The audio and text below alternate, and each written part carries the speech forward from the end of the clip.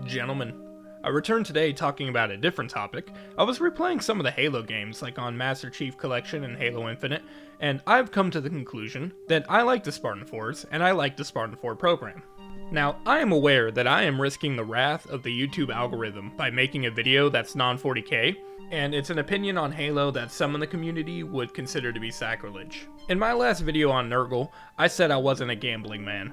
Well, it turns out I'm a liar. I'm still going to make 40k videos, but I also want to just post my take on this. Anyways, let's get into it. First, I'm aware that both Spartan IIs and IIIs have better augmentation and training. However, for what they actually are, when you don't compare them side by side with Spartan IIs, there are merits to the Spartan IV program that I am a fan of. So, what is the Spartan IV, and how are they different from their peers? Around 2510, the Office of Naval Intelligence, or ONI, came to the conclusion that the insurrection between the inner and the outer colonies was likely going to escalate into a full-blown civil war, and that civil war would end in the fragmentation of all human civilization in space. So then Dr. Halsey steps in and says, "Gentlemen, I can fix this little issue." And then the Spartan II program was born. She pre-screens the kids as she wants. She creates flash clones of them, she goes, she kidnaps them, she replaces them with flash clones, and now she has a bunch of kids who on paper are dead and she can do whatever she wants. From like ages to 6 to 14, they just do the most horrific training, some of them die, then they go through the most invasive augmentation surgery of any of the Spartans, which ends up killing like half of their class. So that basically summed up their childhood on Reach, and then they were put in a suit of Mjolnir Gen 1 Mark IV power armor and turned on the new greatest threat to survival of humanity, the Covenant. The problem against the Covenant was there's only like 30 Spartan IIs, and by the time of 2532, the Covenant is running absolutely roughshod over the UNSC. Due to the technological gap, there's only like two things that the UNSC had that worked against Covenant forces: Mac rounds and Spartans. The UNSC was already making as many frigates as they could because the war has been going on for 7 years at this point, and space battles in Halo are not favorable to humanity. Neither are ground battles actually, which is why they needed more super soldiers, which is how we got the Spartan III program. ONI would still use 6-year-old children, because of course they would, but the first major change here is that they would actually recruit from the orphanages instead of pre-selecting the candidates. This had the added advantage that you don't need to flash clone and kidnap them, because they're orphans and no one cares if you just take them. Over the course of the Spartan III program, there would be over 900 Spartans, as there would be 3 classes that would each have 300 strong, as opposed to the original Spartan II class, which only had 1 class of 75, and half of them died to augmentations. The Spartan III program seemed to have worked out that little problem, and they seem to get to surgery a bit older than 14, even though it's not as invasive and it doesn't seem to be quite as potent as the Spartan IIs, but again, they all survived. Another way that Spartan IIIs were different than Spartan IIs is that Spartan IIIs were never given Mjolnir as standard issue. Mjolnir at this stage was still outrageously expensive to produce, and because of the attrition that had been suffered during the Human Covenant War up to this point, giving every Spartan III Mjolnir power armor was simply not an option. They have to invest those resources in other areas. So a compromise was made, and they were given the spy armor, the semi-powered infiltration armor, and this was kind of like a super tuned up ODST armor. However, a group of Spartan IIIs were still pulled from the bunch and given the standard Mjolnir power armor.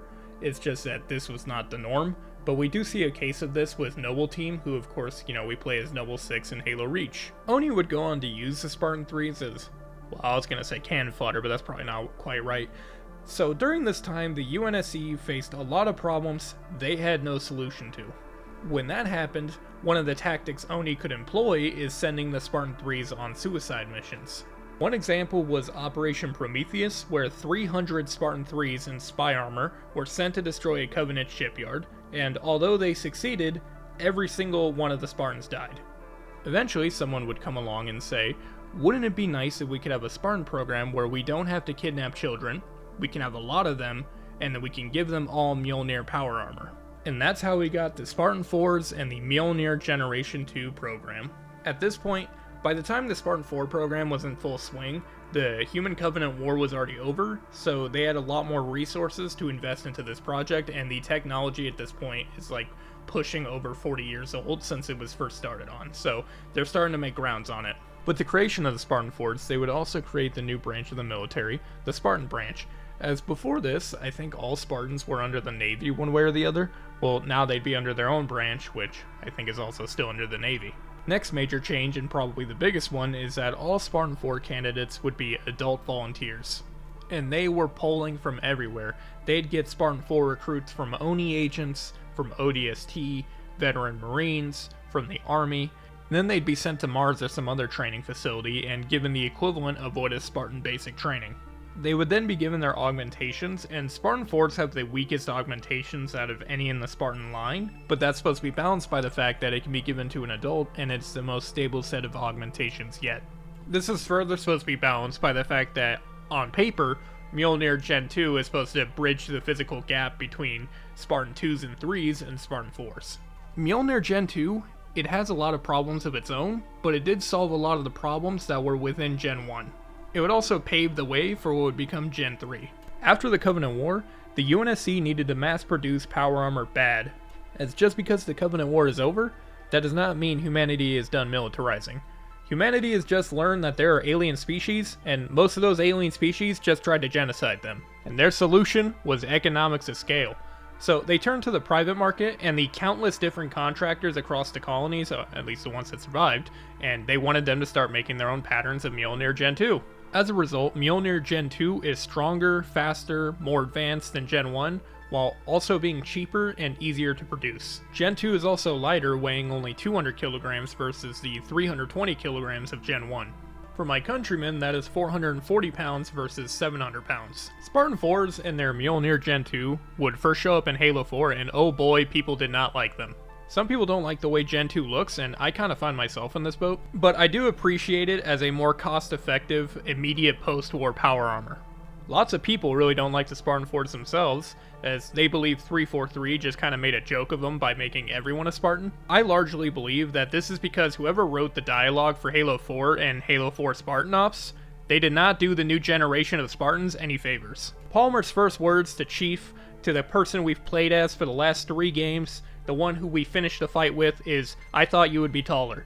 That is a rough first impression to break. The general sentiment around Spartan 4s is not only are they physically weaker, but they lack the discipline and stoicism and martial prowess that we are used to seeing with Spartan 2s and 3s. This is an inevitability when one person was kidnapped as a child and trained from 6 years old, and the other was an adult recruit who was probably conscripted into the army at 18. So even with all their problems, even with their inferiority if you want to use that word, why do I still like the Spartan 4 program? The short answer is I believe it is the most stable and viable Spartan program in the long term. My argument for this is, Halo and the UNSC are not 40k in the Imperium. If the UNSC just goes around kidnapping children by the thousands from all the different colonies, they're going to have a rebellion.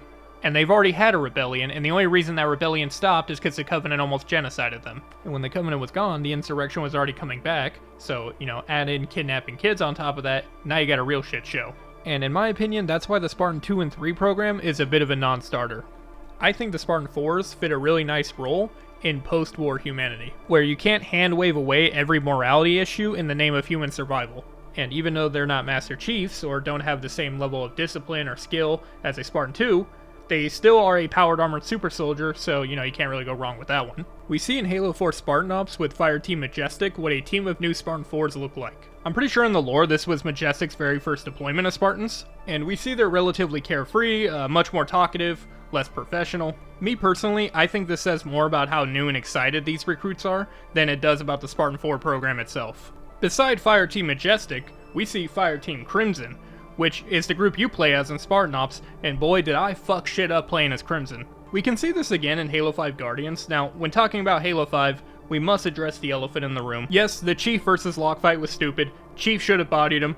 We all know it. You won't find me defending that. But we see over the course of Halo 5 that Locke and the rest of his team, Buck, Tanaka, Vale, that they are much more lethal and professional than anything we see out of Fireteam Majestic.